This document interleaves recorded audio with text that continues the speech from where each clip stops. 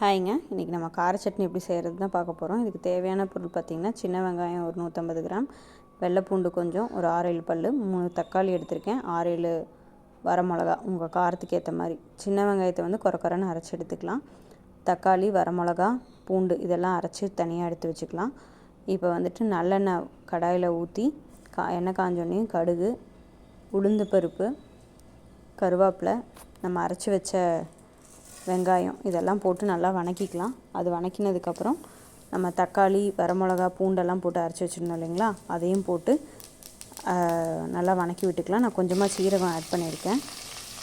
இப்போ வெங்காயம் நல்லா வதங்கினதுக்கப்புறம் நம்ம அரைச்சி வச்சுருக்க அந்த தக்காளி விழுதையும் இது கூட ஆட் பண்ண போகிறோம்.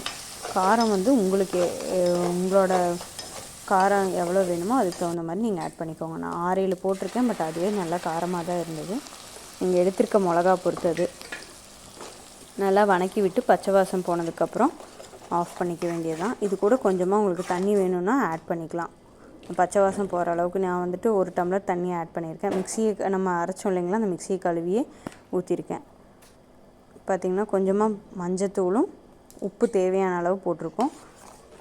நான் இதில் ஒரு ஜோக் பார்த்தேன். தேவையான அளவு, எனக்கே சமைக்க தெரியாமல் தான் நான் யூடியூப் பார்க்குறேன். இதில் வந்துட்டு உப்பு தேவையான அளவுனா நான் எந்த அளவு போடுறதுன்னு கேட்டாங்க. கரெக்டு தான். தெரியாதவங்களுக்கு நம்ம தான் அளவு சொல்லணும். பட் ஆனால் குவான்டிட்டியை பொறுத்து தான் அந்த அளவு சொல்ல முடியும்.